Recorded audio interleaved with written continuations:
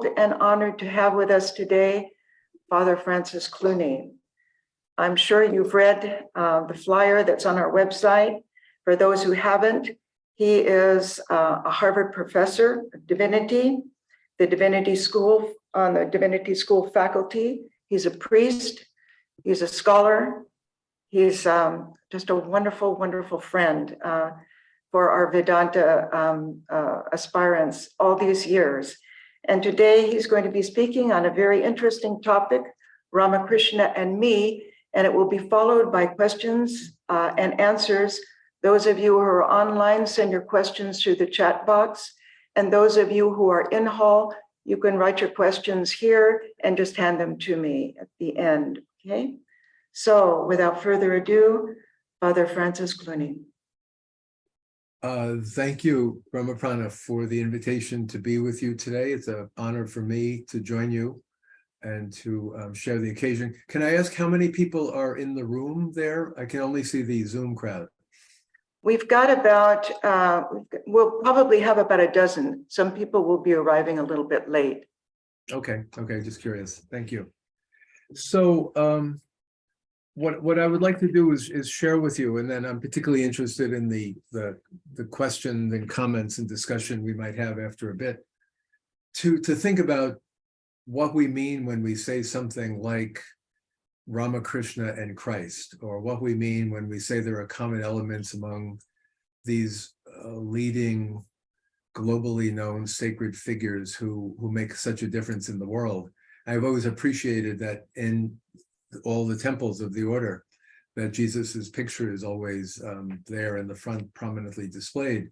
And I know that back to the life of Ramakrishna himself, which I'll mention later, of course, Jesus means a lot for him. So I thought to try to push the general idea that there is some common ground, that we have something in common, a little deeper by talking on a more personal level about how I have found Ramakrishna to mean something to me in my life. What is it about him? What is it about his heritage? What makes a difference to me? And therefore to share some scenes with you that I've found favorite scenes over the years, simply picking them out and talking about them. Several things to get started. One would be that my contact with the Ramakrishna Vedanta Society and the order goes back a number of years. I'd say at least over 30, maybe 35 years now or more. I had heard of Ramakrishna first when I was in India for the first time 50 years ago, 73 to 75. I was living in Kathmandu actually, but knew of him. But I think it was maybe only in the 80s, years later, that I began to take seriously learning about him and from him. I read much of The Great Master, the book that I'll be referring to today, I think in the 80s at some point. I remember buying a copy in a used bookstore in Hyde Park, Illinois, in Chicago, where I was a grad student at the time, and finding fascinating the stories of Sri Ramakrishna. I was also mindful of, I think 1986 was the anniversary of his passing from this life, from 1886. And I wrote something for the Jesuit magazine America about him. And then I began to develop, based on that, contact with different swamis in different places. I think that's when Pravrajika Vrajaprana wrote to me first, a letter appreciating the piece that I had written as a Catholic and a Catholic priest. I went to visit Swami Sarvagatananda, who was for many years, as you all know, the Swami in Boston, and had a good relationship with him. I would invite him to speak at Boston College. He would invite me a number of times to speak at the center down near Boston University and Kenmore Square. His successor as Swami Tyagananda, is also a good friend of mine. I've known him since about 1992, when I first met him in Mylapore in India. And we often get together. We've team taught a course now twice at Harvard Divinity School on Hindu spiritual care. So we're great friends over the years. And I knew other swamis in India and other parts of the US as well. So it's always a pleasure to come back, but to try to make it more specific and more detailed today by the kind of reflections that I'll offer. The second thing I would say is that I don't think Jesuits are the same we have a similar gift and a similar spiritual path that might be in some ways similar to that of Sri Ramakrishna, but we're different. We're generally not ecstatic mystics. We have a very strong intellectual profile. We study, we become professors, we become scholars. I think we're spiritual people who share with Ramakrishna the challenge of being in the world and not of it, you might say. People who are in the world, spiritual beings who try to share and communicate spirituality, as I'm sure all of us today also try to do. But anything I say is not meant to say that either I am the same as Sri Ramakrishna, by no means, or that we Jesuits, Society of Jesus, are the same. The Jesuit order, I think some of you may know, was founded in 1540 by Ignatius Loyola, who became a saint of the Catholic Church. He himself had his own mystical experiences, God touching his heart, God speaking to him personally in feelings of consolation and desolation that led him to dedicate himself to the service of God in the church. And he, around 1540, officially founded the order with a band of friends, disciples and friends who were willing to share with him in the life of bringing Christ to the world, particularly in Europe and then to the wider world, which in itself has always reminded me a little bit of Jesus and his disciples, and then Ramakrishna and his disciples, the founding spirit, and then how that relates to other people who are drawn into the gift and then share it with others. So similarities, but also differences that I think maybe will be clear as we go along and talk about this for a bit. As I mentioned already, finally, the final thing would be that the book I draw on most is The Great Master, Saradananda's great book, which to me, I think, speaks very eloquently of his life, and was so grateful to Saradananda, one of the early monastic disciples, for putting this account in writing and giving us such a vivid story of Ramakrishna. The Gospel of Ramakrishna by M. Mahendranath also is a beautiful text, and that could be talked about also. But if you haven't actually read through these great texts, they're really worth going through because I think the truth of Ramakrishna is not simply in general principles, but rather in the details of how he related to people and the experiences he had and the influence that he had on people. The first place I would start then in my reflection would be when he's a child. It's a scene early on that I think you're all familiar with, I'm assuming perhaps, but he has kind of an ecstatic experience that I'll read to you when he's just out in the field and he sees some birds flying overhead. This is what it says in the Great Master. One day, while roaming carefree in the fields, Gadadhar, which is his name before later on becoming Ramakrishna, he looked up at the sky and saw a newly formed dark cloud, and against it the rhythmic movement of a flock of cranes in full flight, with their snow-white wings outspread. The boy became so completely absorbed in the beauty of it all that awareness of his own body and of all earthly things vanished altogether, and he fell down unconscious. And this scene seemed to be one of the earliest instances where something about the scene in nature, the white and the dark, an unexpected moment of beauty and nature, evoked in him a very strong spiritual experience. His friends thought that perhaps he had had a stroke of some sort, or that he needed some kind of medical attention. But he himself seemed to say that he was merged in a feeling that he had never experienced before, that although he was outwardly seeming to be unconscious, inwardly he was experiencing a unique bliss. Nevertheless, they worried about him at this point. In a later passage in the Great Master, he talks about it again, and he this time describes it in his own words, and I'll quote his own words here. One morning I took parched rice in a small basket and was eating it while walking in the narrow cornfields, narrow pathways in the cornfield. It was the month of Jyeshta or Ashar. In part of the sky there appeared a beautiful black cloud charged with rain, and I was looking at it while eating the rice.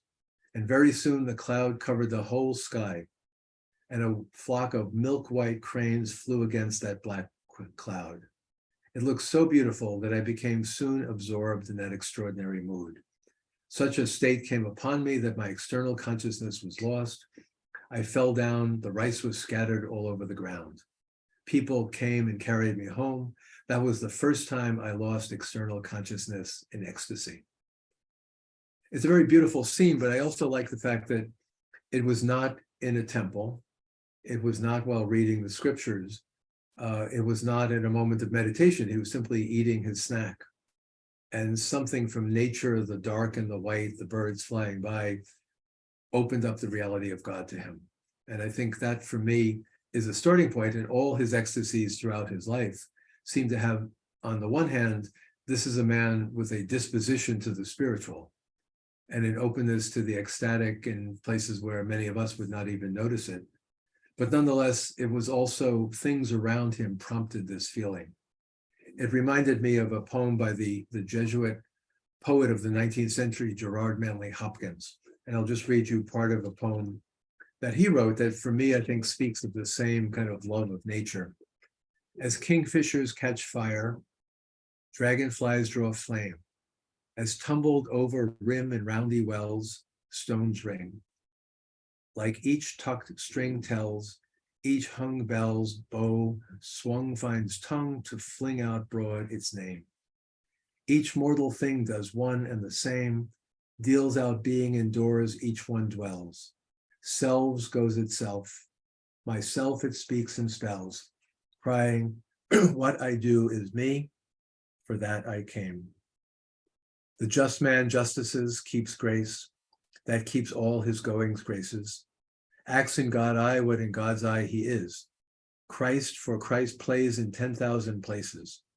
Lovely in limbs and lovely in eyes not his, to the Father through the features of men's faces.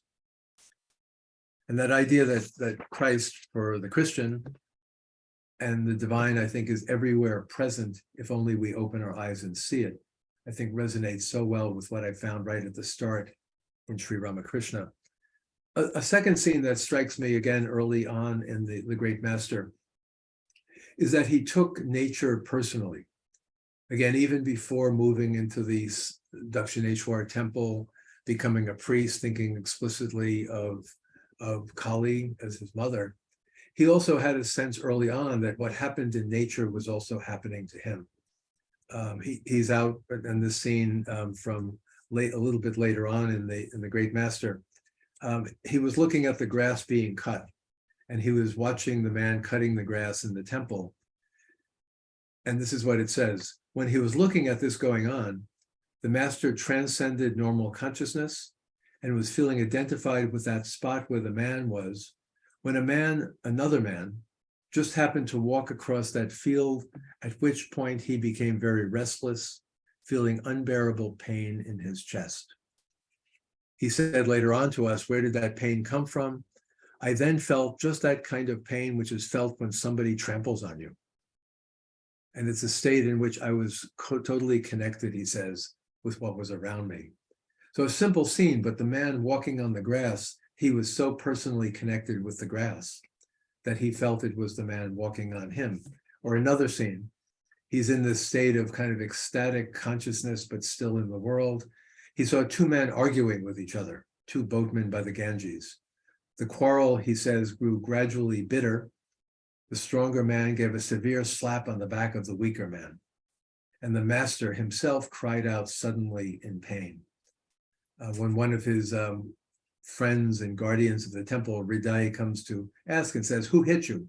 I will go and tear off his head. But the great master said, oh, don't worry. And he explained what happened, that he was so empathetic with his brothers, the two men who were the fishermen by the river with their argument, that when one of them slapped the other, he felt the pain himself. And I think this seemed to be a theme you might see in his life throughout, particularly later on, toward the end of his life, when he suffers from his own cancer. And the ability he has in his suffering to realize that this is the suffering of everyone around him. There are even scenes toward the end of the Great Master where he admits that the mother has given him this pain. Why does he have cancer? He has cancer so that he could take the pain of others upon himself. And this resonates so well with the story of Jesus in the Gospels, who suffered and took on the pain of others himself, And here we see Sri Ramakrishna doing it in such an instinctive and beautiful fashion. But after these natural scenes, scenes in nature, scenes watching people, scenes of simple empathy, as we all know, that sort of the center of his life and really where he changes and becomes very focused is when he becomes a priest in the Dakshineshwar temple, which in those days was a relatively new temple. They're a little bit worried about him. He seems to be a little bit unusual, unlike other people. So they thought being a temple priest might give him some stability and make him able to settle down. So they bring him to the temple. But as we learn from the account, and I won't go through all the details, that immediately he begins to take it very seriously. And the implication seems to be that many priests in many temples, and this could be in other traditions, certainly the Christian tradition too, go through the routine. They do the worship, they show up, they offer the offerings, they mutter the mantras, they open the door, they close the door, they go home. But for Ramakrishna, it seemed to become an intense moment where he was thinking, this is the mother. This is Kali Ma. This is the mother whom I'm worshiping. And he prays a number of times. In one passage, he simply puts it very simply, how can I come to see you? He complains to her that a century before, Ram Prasad, the great Bengali poet of Kali, he got to see you. And about me, I don't want wealth, he says, friends, relatives, enjoyment of pleasure and things like that. Just show yourself to me. And Saradananda goes on to say, Ramakrishna would pray and cry in this way while his bosom was flooded with streams of tears from his eyes. And then he would feel better when he had sort of wept out his longing for the mother. But he would increasingly spend his days kind of on the edge of ecstasy, because he wasn't just doing the ritual, but he was meeting the mother herself, but also a bit more frantically, because he wanted to see her face to face and he could not see her in this body. And so I think, as Saradananda points out here, people didn't know what to make of him. They didn't show up at the temple for their puja in the morning or the evening. To have the priests seem to be somewhat deranged or somewhat out of balance. And I think for many of the people who came first, this is before he became such an influential force on their lives, they saw him as perhaps taking it all too seriously. We come to the temple, we do our worship, we go home, we do the rest of our life. But this man, he's taking it seriously, he's throwing himself on the ground, he's calling out to the mother like she's actually there. And this is unusual. We haven't seen this taking place before. And it grows in him in this famous scene, which is also in some ways a terrible scene, where he decides that he must resolve this matter so that he can see her. He prays to her again, do you not, mother, hear anything of the prayers I'm saying to you? You show yourself to Ram Prasad, why don't you show yourself to me? And then he's quoted as saying, there was an intolerable anguish in my heart because I could not get to see her.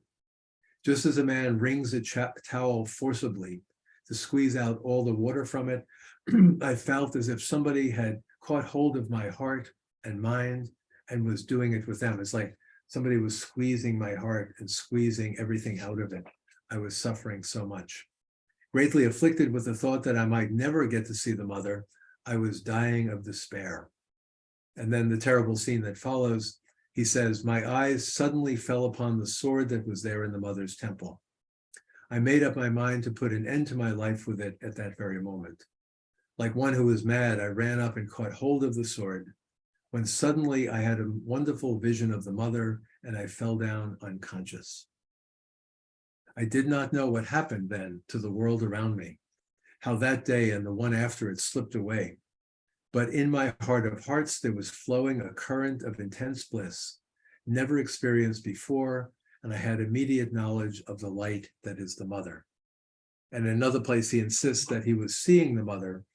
It seems perhaps that he was not seeing her simply in physical form, as you would expect with a form of a woman with gracious ornaments and so on, but that there was this great light that he was immersed in.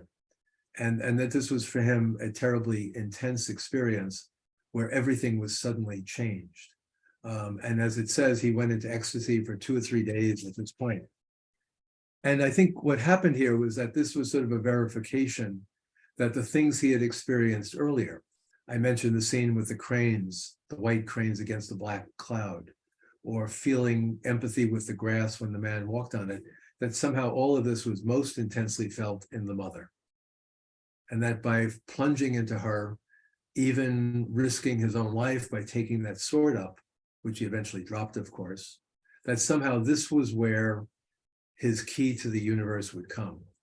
By encountering the mother, by dwelling in that ocean of bliss, suddenly he was more deeply connected with everything around him. An immediate vision of the mother's form, pure consciousness, and from now on, it always existed in my heart. And I think that's beautiful because it sort of says in a way that although he continued to desire to see the mother, and he was never really satisfied with what he had, it seemed to be from this moment on, he had this sense of she was always with him. And his reality was always part of her reality. And I think it had nothing to do with if I could get rid of this body, then I would be able to experience the mother. No, even in his body, even in the world, the mother was with him, he was with the mother. And this rings so many bells in the Christian tradition.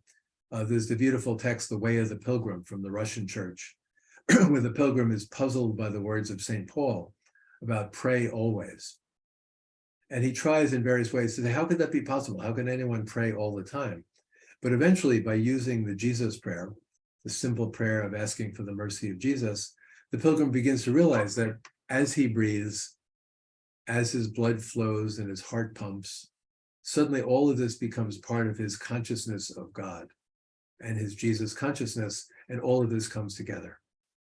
And again, I think this for me sparks many, many thoughts, because it's not typical. There are Christian saints one could talk to about went mad, so to speak, for God, or desired to get rid of their body and emaciated themselves and fasted unto death and so on. But rather the fact that he discovered the mother, and then the mother gave him the rest of his life. He was able then to come to a more balance, continuing being the priest, continuing wanting to see her, but also realizing that leaving the world was not the solution, but being in the world, he would find the mother.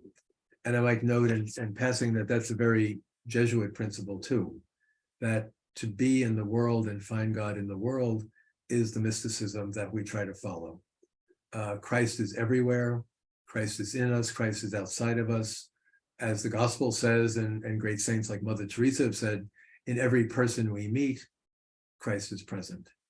And this ability to find God in the world, I think, resonated with me very deeply from the beginning of my learning about Ramakrishna. There are several scenes in the Great Master, earlier than the one I just read to you, and later also, where he has this strange command, remain in Bhavamuka, and where somehow the mother says to him to remain in Bhavamuka.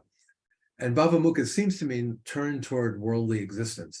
If any of you have a good definition of what that term means, Bhavamuka, you could tell me later. But it seems to mean facing the world and maybe facing the divine at the same time. A being who's sort of in the world, but not of the world. There's a famous scene early on where he has this uneven relationship with Haladari. And Haladari is a relative of his, and also a priest in the temple, who sometimes has to fill in for Ramakrishna when he goes into ecstasies and forgets to perform the pujas and so on like that. So Haladari seems to have this kind of not quite love-hate relationship, but on-off relationship with Ramakrishna. At times he's convinced that Ramakrishna has a special gift and communicates divine spirit, divine light again and again. But other times he seems to say, this man is simply unbalanced. This man doesn't make any sense. Look at the way he forgets himself. He rolls on the ground. He doesn't care about how he dresses or what he eats. And he's an interesting case because he knew Ramakrishna intimately. And some days he thought of him as almost a divine figure. And other days he thought there's something wrong about this man. And it says in one passage, I'm reading from 2:8, it says that Ramakrishna was when Haladari would criticize him and would tell him, behave yourself, settle down, don't act like such a madman all the time. The master, confused by Haladari's wisdom and scholarship, he'd go running to the mother and asking her, what should I do? He just told me to calm down. He goes and asks the mother in the temple what to do. And one day Haladari proved by his own clever mind that the divine experiences of ecstasy in the scriptures were actually not true. They were just symbols or metaphors, because none of these things are real, even if you read them in the ancient text. And the master was very disturbed. And he thought, well, that means perhaps I'm a fraud, and perhaps my life is really not truly in God's presence, in the presence of Mother. And so it says he thought about this, and he went into kind of a trance state, and he worried, did the mother again deceive me, or have I deceived myself? And then he says, I sat there and I wept, worried about what Haladari had said to me, when suddenly there was a light in the space in front of me. I saw later in the smoke, this is an odd thing, a living being of golden complexion with a beard reaching all the way to the breast. That figure looked at me steadfastly and said with a profound, deep voice, my child, remain in Bhavamuka. The figure said this 3 times and then dissolved in the fog. And I felt better. I felt I had come back into the world, and that I needn't worry about what Haladari had said. He comes back to this a number of times later on, but this sense of remaining in the world, even while in his presence of the mother, the ecstasies that were he was also drawn to. And I'm sympathetic then with Haladari, because Haladari is a person who sees both sides of this. He sees Ramakrishna as an extraordinary ecstatic being who in some ways is beyond the world and has an experience of the mother unlike other people. But on the other hand, he's an ordinary man who gets up in the morning and he acts odd, he eats, he goes to the temple, he sings, he rolls on the ground. And I think Haladari couldn't say, well, is this man simply of this world and a bit mad? Or is this man really kind of a transcendent being who is in the world? And it seemed that the solution that Ramakrishna finds, whoever this bearded figure who comes to him, it was not the mother, I don't think, came to him and said, remain in Bhavamuka, is sort of to say, your job, Ramakrishna, will be to be on the edge, to be on the edge between leaving the world behind and being in the world. And I think one of the reasons that Ramakrishna had such a great effect on his disciples and everyone who came to see him was that somehow meeting him, they were meeting an ordinary person who was not all that impressive when they saw him. He wasn't the largest man, he wasn't the most intelligent, educated person, he wasn't the strongest, and so on. But that somehow in that small body, there was something special and divine going on. And that sense of the Bhavamuka. There's a later passage in which he describes the same thing again. He was again worried about how to make sense of the experiences that I have, and that he then had a direct vision of the Divine Mother, the mother who is both Nirguna and Saguna, the mother who's this like ocean of consciousness without any particular form, but also the mother who has the facial features of the mother, the woman. And he has a sense of her standing there before him, and this time she commands him, remain in Bhavamuka. And what does that mean? He says, remain in the Nirguna state by getting rid of I consciousness altogether. But I tell you also, live your life and do good for people, living in constant, full, direct knowledge of the fact that you are none other than the limitless I. And somehow that ability to let go of the ego entirely and no longer be part of the world around you and simply be filled with God consciousness. And then, as she tells him, remain in your body and go around doing good for the people around you. Again, I think it resonates with any of us who hear this. There's something right about that the saintly figure is not simply one who flees and lives in a cave or grabs a sword and kills himself or is hidden somewhere, but somebody who is able to say, because I have God consciousness, I stay in the world, I look at people, I talk to people, I'm with people. And that's beautiful. Again, it certainly resonates for all Christians with the story of Jesus, who was this extraordinary figure who nonetheless walked the streets like anybody else. Today in the Catholic Church, we have the gospel reading of the Transfiguration. And this is a story that shows up in both Luke and Matthew and Mark, all three of those gospels, where at a certain point in his ministry, on an apparently ordinary day, Jesus goes up on a hilltop and he brings with him just three of his closest disciples, Peter, James, and John. And while he's on that hilltop, suddenly he becomes bright as the sun. And there's a dazzling light coming forth from him. It says that they cannot look at it. It's too bright, they cannot see it. And then the heavens open, and the voice from the heavens comes down and says, "This is my beloved son, listen to him." Now, as I said, I had a mass in the church earlier this morning. Now, if I had had that experience, of course I hadn't had that experience, but if I had had that experience, I would say, okay, this is it. I've had literally a peak experience. I've had this experience of God. Everything has been accomplished. I'm there. I've reached the reality of God that I had been seeking with this radiant light, with a voice from heaven. Elijah and Moses show up also to talk with him. And the apostles looking there might say, this proves that Jesus is God, can be no doubt. But what's most beautiful about the story is that then the light disappears, Elijah and Moses disappear, and Jesus with his disciples come down the mountain and goes back to work. He doesn't simply float into Jerusalem like a bright light and take over the temple, but he goes back into the next village and preaches again, heals people again, argues with people who are skeptical about him, and keeps going. And I think these ecstatic moments in the life of Ramakrishna were like that he had these experiences, but then returned to ordinary life and was able to share his experience in some way with those around him. And I think perhaps right to the end of his life, there were people who were skeptical, at least at first, saying, I don't know what to make of this man. Again, is he a fraud? Is he a madman? Is he truly spiritual? Because he was on the edge between the two worlds. And I think that really is key to who Ramakrishna is. Being myself a professor, a scholar of sorts, I'm fascinated by the many scenes in the Great Master and also in the Gospel where intellectuals come to talk to Ramakrishna. It's not that far from Calcutta to Dakshineshwar, and apparently there was quite a bit of traffic out to the temple to meet Ramakrishna. He had a stream of visitors coming through. People as famous as Keshav Chandra Sen, the great reformer of the 19th century, came to talk to him. Of course, the later Swami Vivekananda was one of the young men, educated young men who came to see him. But there were a number of people who were very educated who came to him. And it was interesting to see that he could relate to them in a certain way as well.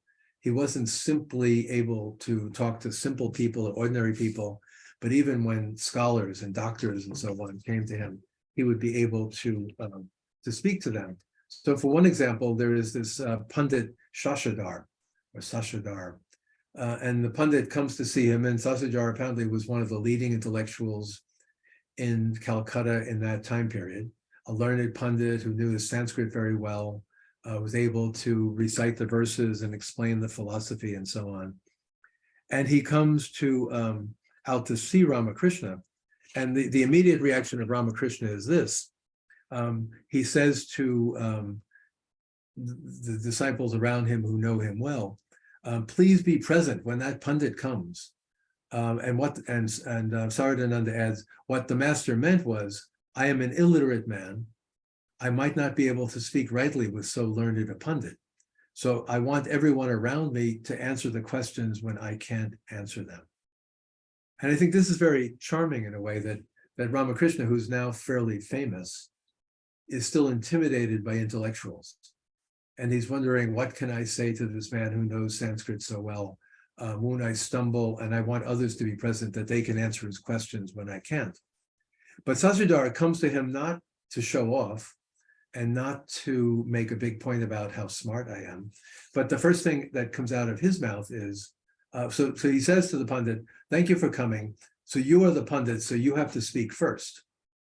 And Shashadhar says to him, Lord, sir, my heart has dried up because of my study of philosophy.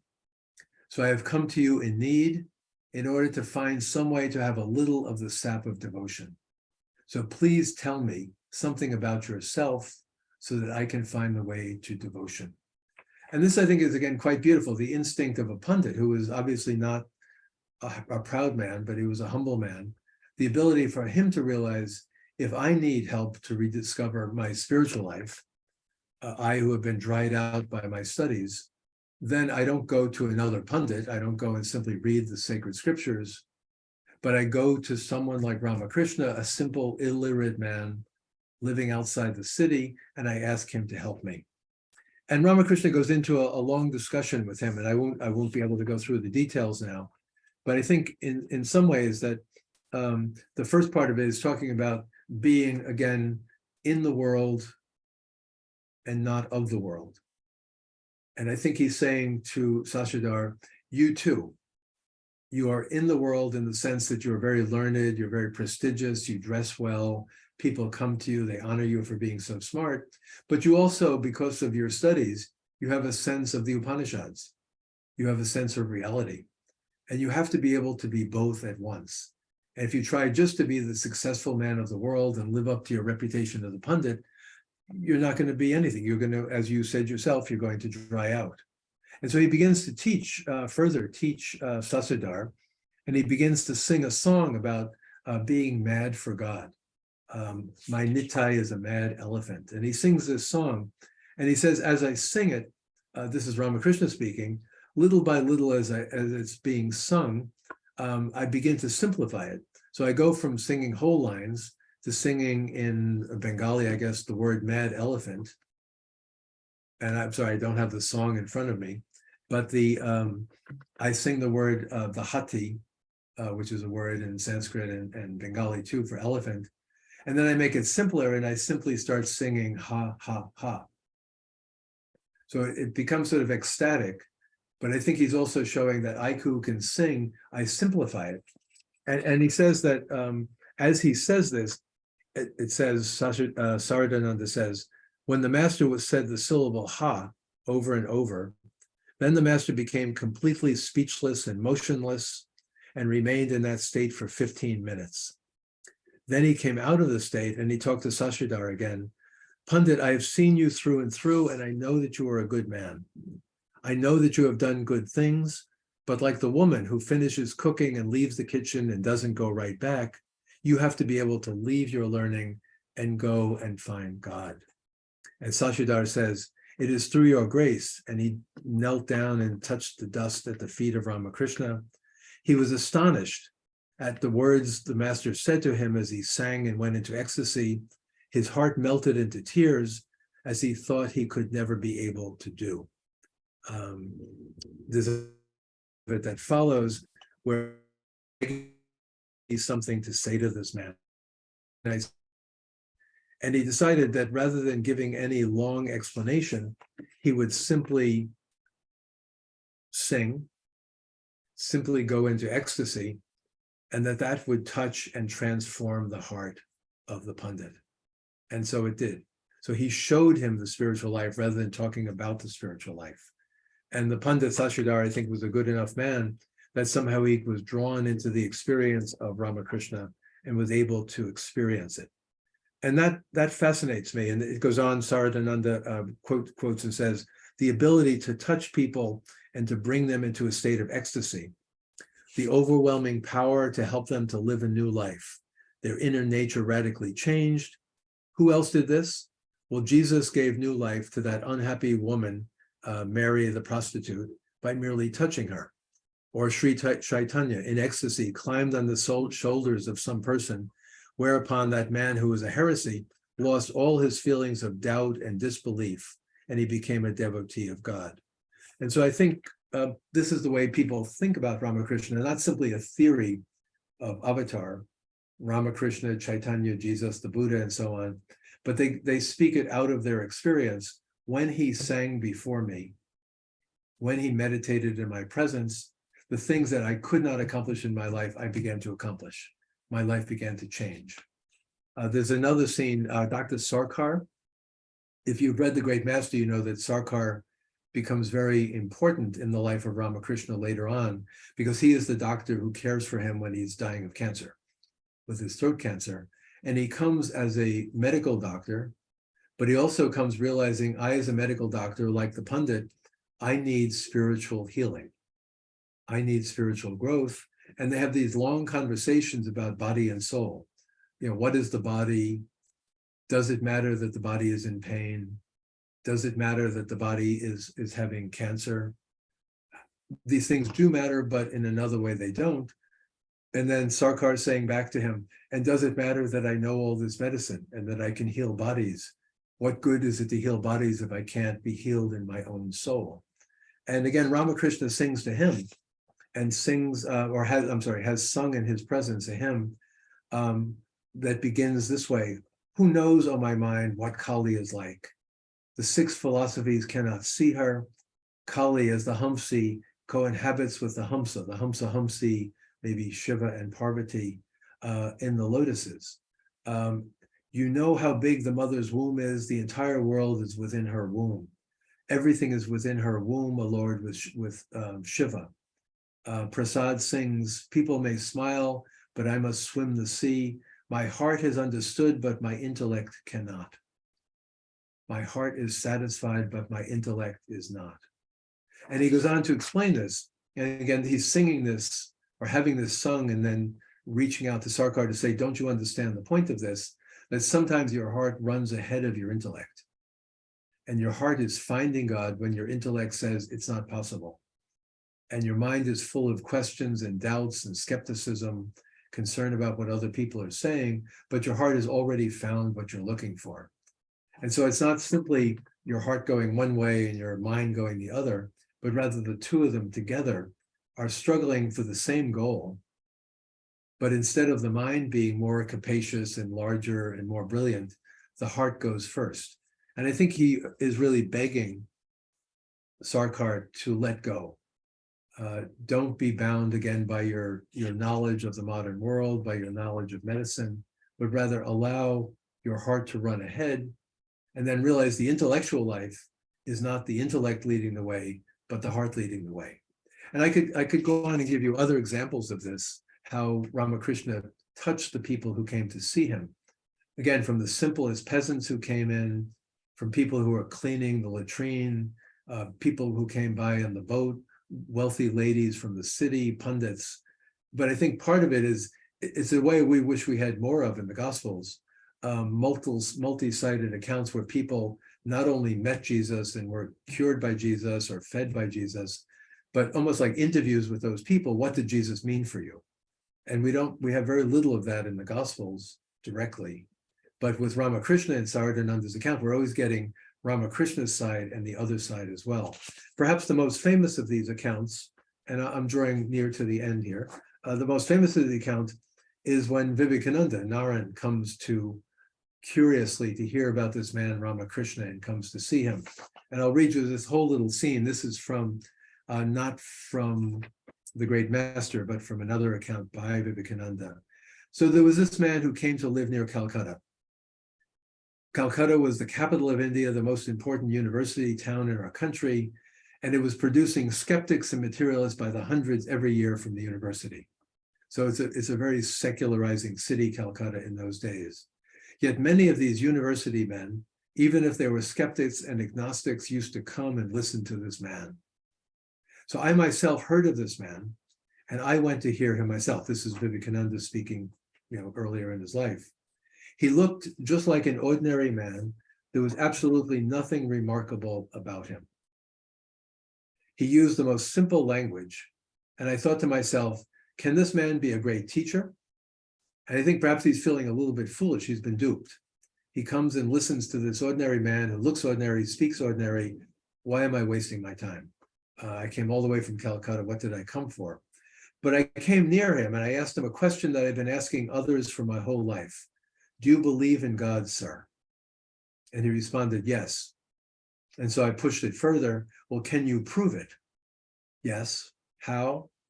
Because this is what Ramakrishna says, because I see him just as I see you here, only in a much more intense way.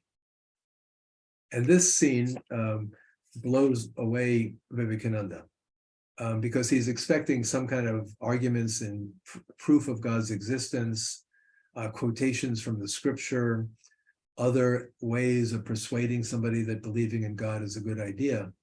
But when he asks him, he says, well, how do you know? I see God more clearly, more immediately than I see you sitting there in front of me. And I think that was really what the soon-to-be Vivekananda was looking for, somebody who had the experience that could change a life.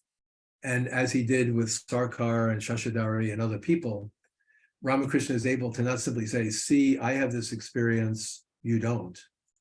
But because I have this experience, you can. And sometimes it's almost like he touches him and gives him this experience. There's a beautiful scene that follows, one of my favorite scenes in the later part of the master, the scene toward the very end of his life. I think it's the beginning of 1886, January, in the place called Kashipur. So he is staying there in Kashipur. His cancer of the throat is quite advanced. And on any given day, he may or may not come out to see his disciples because he's getting too weak. He's spending more time in bed and so on. They're worried about him, but are losing hope. And so on that day, it says the first day of January, 1886, the master felt well enough, Saradananda writes, he expressed a desire to come out of his room and have a walk in the garden.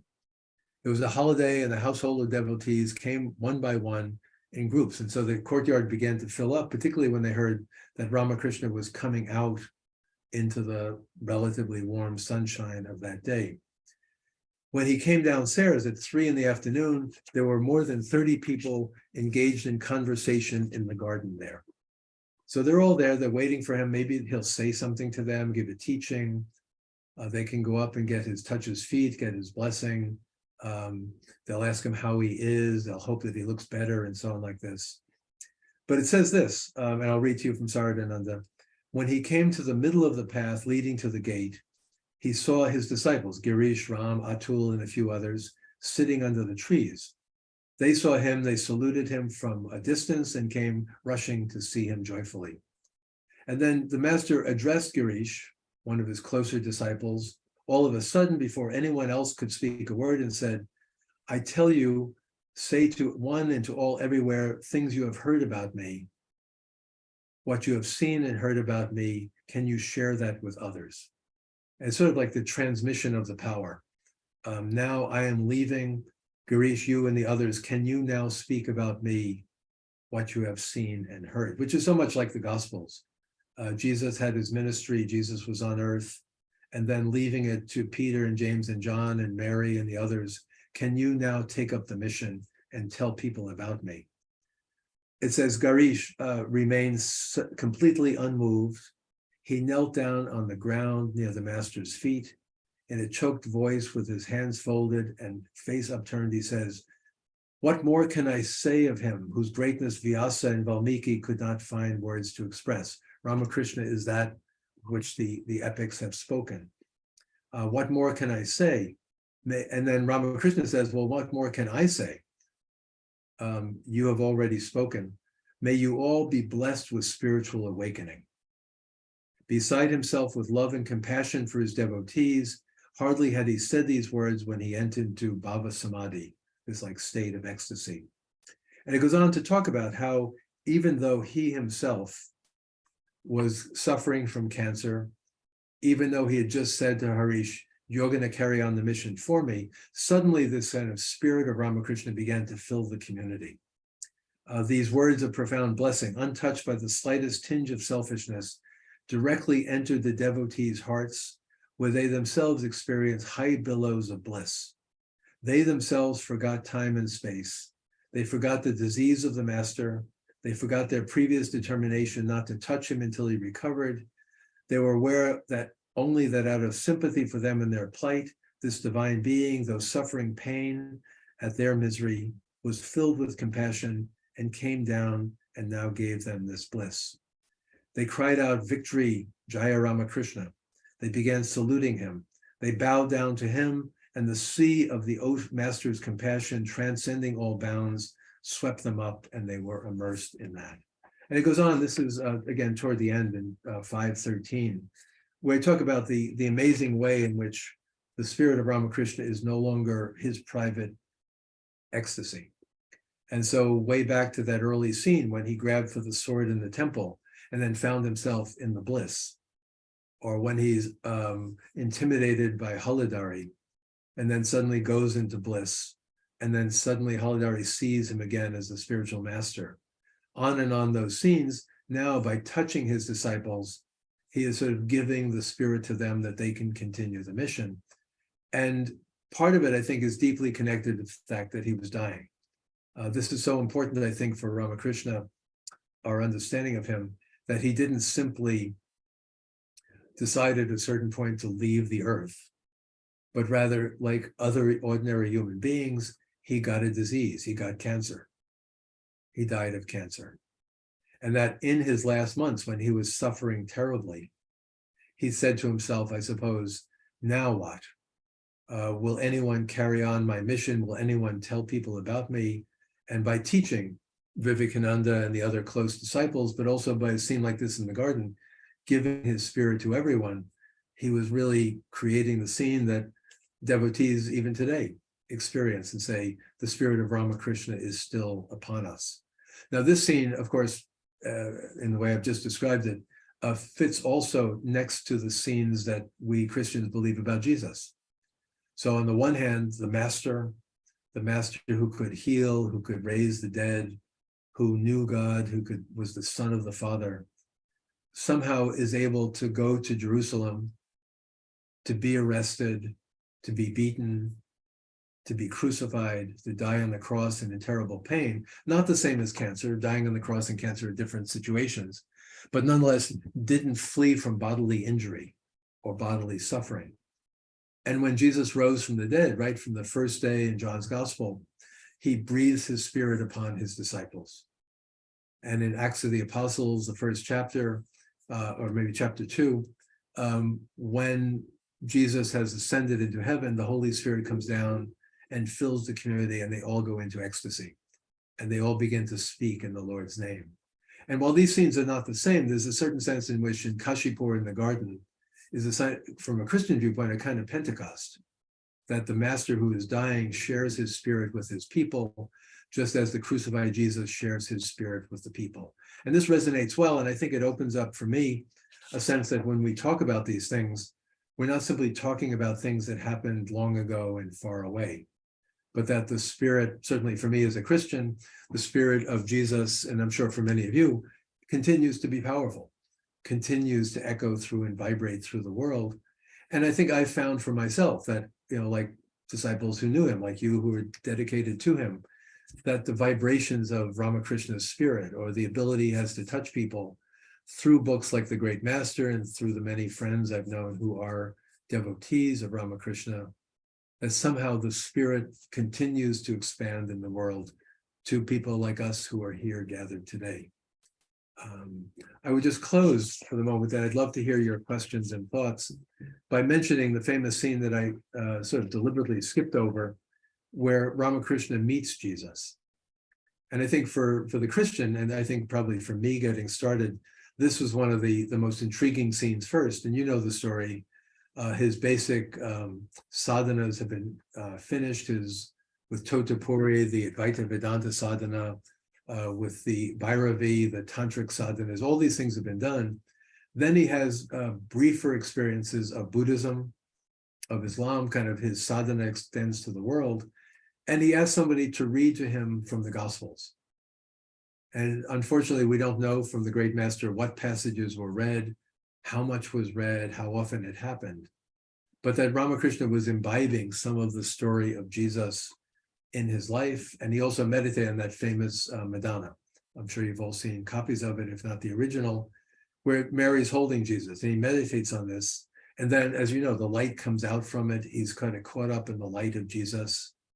And then he's walking in the garden, and he sees this radiant figure coming toward him, and he realizes it's Jesus, the Son of the Father. And there's this marvelous kind of moment where they merge into one another.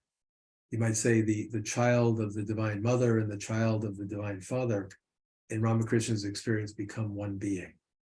And while this, again, can be interpreted in many different ways, I think it's a good point to close because we can think of our different traditions as simply different. And that, if we're lucky, we can cross over a little bit from one to another, but that the great masters in our traditions don't necessarily hold themselves back, but that people like Ramakrishna and Jesus in his time, and perhaps the Buddha in his time, the Prophet Muhammad in his time, and others are spiritual beings who are able in some way to be open to the spiritual wherever it's found. And the ability for Ramakrishna and Jesus to meet is a great kind of sign for the world in which we live, that God speaks in, works in, fills with spirit people of different parts of the world, that our traditions needn't be separate, but can come together. And what more can we hope for? And so we go from saying things like Jesus and Ramakrishna, Christianity and Hinduism, to realizing these are spiritual realities that we share even today. And with that, I will stop there. Thank you. Thank you, Father Clooney. We have several questions here. I'd like to begin by, you synthesized Ramakrishna's life and brought in Jesus's life as parallels. And as a former Christian myself, coming into Vedanta, it gave me actually more devotion to Christ, because the miracles of Sri Ramakrishna were cataloged. The ability to give liberation through a look, a touch, a word.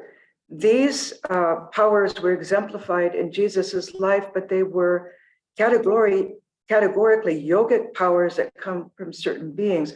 And so there seems to be a real crossover in terms of spiritual power in these traditions of a Buddha, a Christ, a Ramakrishna. Would you like to comment on that?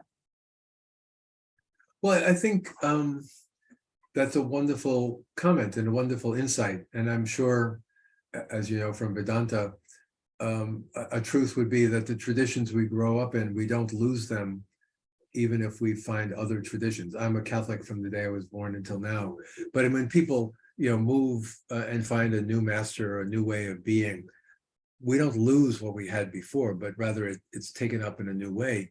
But then specifically, I think it's not mistaken or not accidental that the other text is called the Gospel of Ramakrishna. And the awareness in Bengal at that time and place about the Christian gospel, the New Testament, the messages of Jesus, that in some way, when Saradananda and Mahendranath began to write these down, they realized this can be a great service to the world, to have these vivid accounts. And I think I want to, the great master, the translation I have here on the table, I have two translations, the more recent one by Chaitanananda, Swami Chaitanananda, and then the older one done in the mid-20th century. They're about 700, 800 pages long. And the Gospel of Ramakrishna, the standard version, is about 600 pages long or something like that. And so they're so full of detail and so full of even names and date. On Saturday, April 13th, 1884, or on the evening of such and such a date, 1882, that the things we read about in the Christian Gospels are often very brief. They're all crammed into the 3 years when Jesus had a public ministry, and we don't know a lot of the detail. We don't know about the people who came, what happened to them afterwards, or where they went. People who are cured or healed or raised from the dead, what were their lives like later on? But with the great master in the gospel, we have all of these things spelled out. So at least it gives all of us the opportunity to imagine the fuller sense of what the experience of having a spiritual being in our midst would be, and how he changed people's lives, Ramakrishna, and how that worked out in detail. Then you go back and read the Gospels, the Christian Gospels again. And again, without saying they're the same, or without saying Ramakrishna and Jesus are the same, nonetheless, with our spiritual eyes opened, we begin to read scenes like the scene I mentioned about the Transfiguration, where the light shines out from Jesus. Reading that after reading parts of the Great Master, I can imagine for Peter, James, and John, what was it like then to talk to Jesus after you've seen the light coming out of him? or when Jesus touches people and breathes his spirit into them. Oh, the scene in Kashipur, and so on. I think the beautiful back and forth reminds us that it's not like a situation where one religion wins only if the other loses, but that somehow in the world in which we're living, the wisdom of our different traditions can be complementary and enhance one another rather than being in competition. There is one very private question. You don't have to answer this one, but one of our devotees asks, what are your thoughts about Catholics coming to Vedanta and even receiving initiation into the tradition? Now, the initiation, some of our devotees look upon Ramakrishna as Christ. Others receive a Christ mantra. And that way, that crossover is, I would say, given. So, like I said, you don't have to answer that question. It might be putting you on the spot, but go ahead and let us know what your thoughts are, if you can. Well, I mean, we live, so answering this question in the 21st century in America, we all have to be aware, unless we buried our head in the sand, that there is so much religious experimentation, exploration going on. So many people are seekers and on the path. I teach at Harvard Divinity School, and our student body, 300 or 400 students at any given time, they're all over the place in terms of trying traditions, moving back and forth among traditions. They were Christian, now they're Buddhist. They were Hindu, and now they're Christian. I mean, there's so many movements going on. So it's part of a culture in which we live. Whereas there might have been times in the past, let's say, particularly in the West, where, or certain parts of the world today, where the tradition you're born into, you're not allowed to leave it. You know, there's a rigorous rule that the experimentation is not allowed. But I think we live in a situation where it's fluid.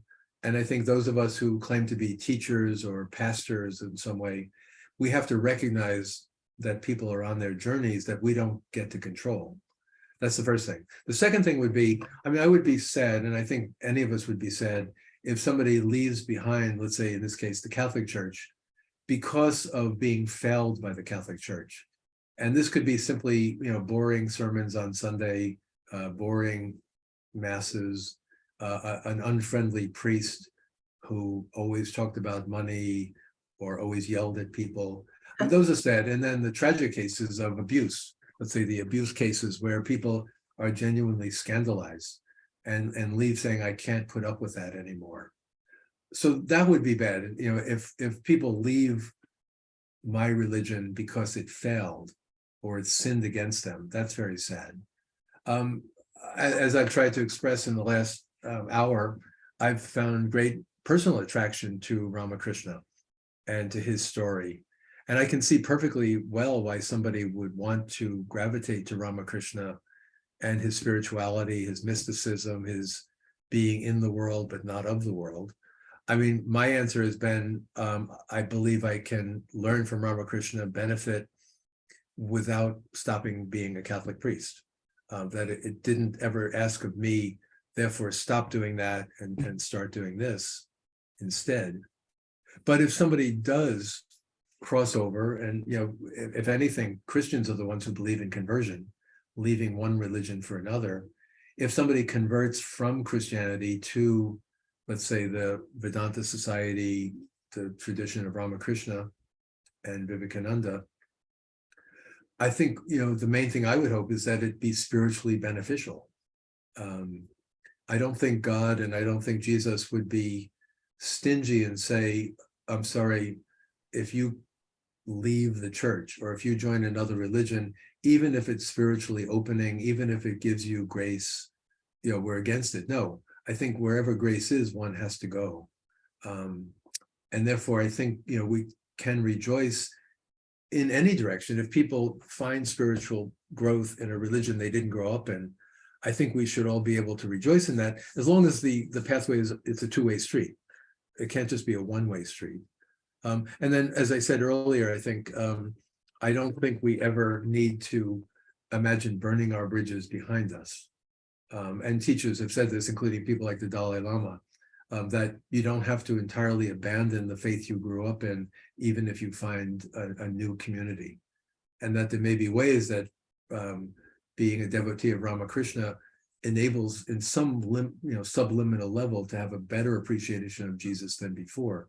So I think that's a complicated, long answer to say, as long as it's not scandal or feeling driven out of the Catholic Church, and as long as people are open spiritually to further developments, I think we have to trust that God is with people in this.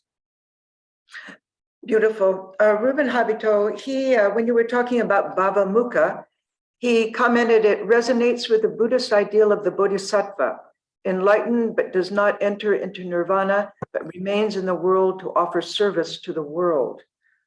Would you like to comment on that?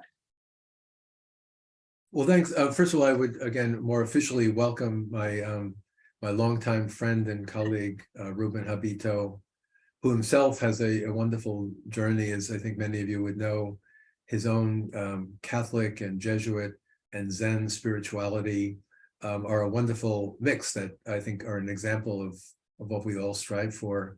And I can add that Ruben is also last year and then this year again at the Catholic Theological Society of America, for the first time, I think ever, is offering Zen meditation each morning at the Catholic Theological Society. So anyway, I just say all that just as a preface to say that I think I was sort of pushing, the idea that this Bhavamuka is sort of on the edge between, the other world and this world, and not fleeing away, but rather saying your experience is meant to be in the world to love your neighbor. I was saying, well, that's what Jesus was. And that's what Ignatius Loyola wanted Jesuits to be, not to be monks in a monastery, but to be in the world. But a very beautiful way to put it is the Bodhisattva ideal. Those incredible stories in the Bodhisattva vow of coming back into the world again and again and refusing to opt for liberation until all beings have been liberated. And I think that's very beautiful, incredibly generous ideal to sort of say, I will be the last on the line and others will go before me. And somehow to look in our different traditions for that ideal that again we can learn from. We can learn to be better Christians by knowing about bodhisattvas, and we can be better devotees of Ramakrishna by knowing about bodhisattvas. But that beings who are selfless to the point of not saying my own salvation is the main thing, but I am for those in the world around me. I think of, totally off this topic in a way, Saint Therese of Lisieux, the so-called Little Flower, the 19th century Catholic saint. She said that if it would help souls around her, she would be willing to go to hell for all eternity. I think she knew it's probably an impossible proposition, but she said the point is not my salvation, but the salvation of God's people. And if I could bring people to Christ by spending my eternity in hell, I would do it. And I think that's another kind of example of salvation is not for me, but it's for us. And if I can help others as bodhisattvas, that's the path. That's a beautiful example. And it also speaks to the quality of devotion in one's spiritual life. There's just one last question. What are your thoughts on asking God to show himself? Well, I think that this, I think, is a common enough theme in traditions about the problem of when do spiritual realities become material realities, or when do what we might say the experience of the five spiritual senses, spiritual sight, spiritual hearing, and so on, can that be palpably felt in the world around us? And I think it's a natural craving, and we see this again in the Gospels.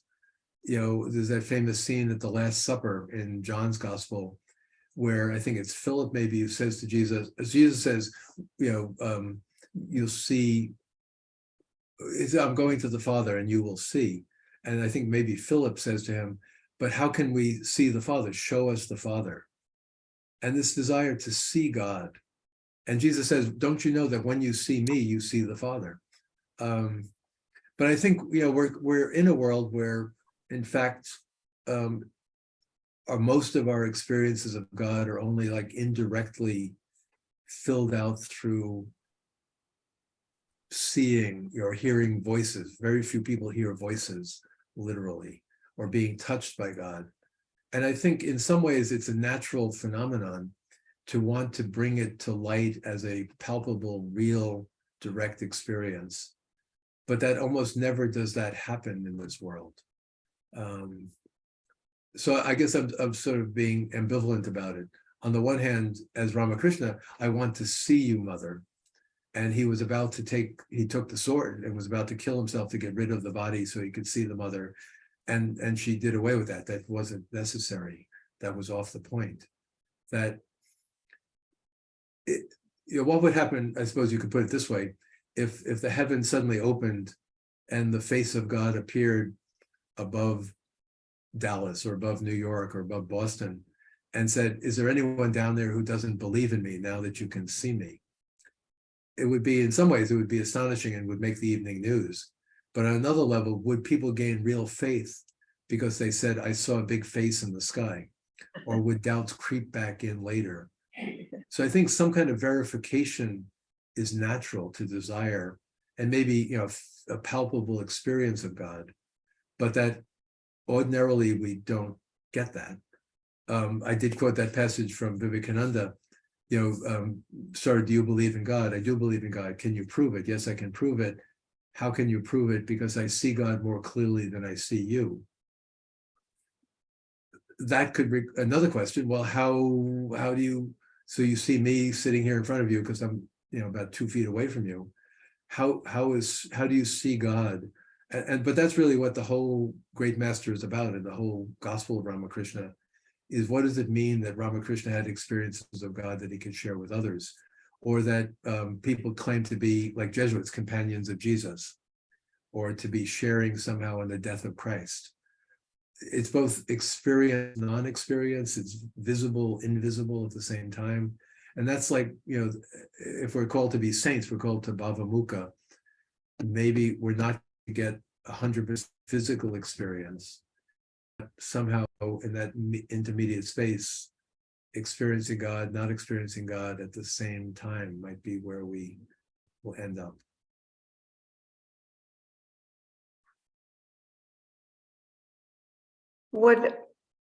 Of the two, devotion or knowledge, what would you say is the more important?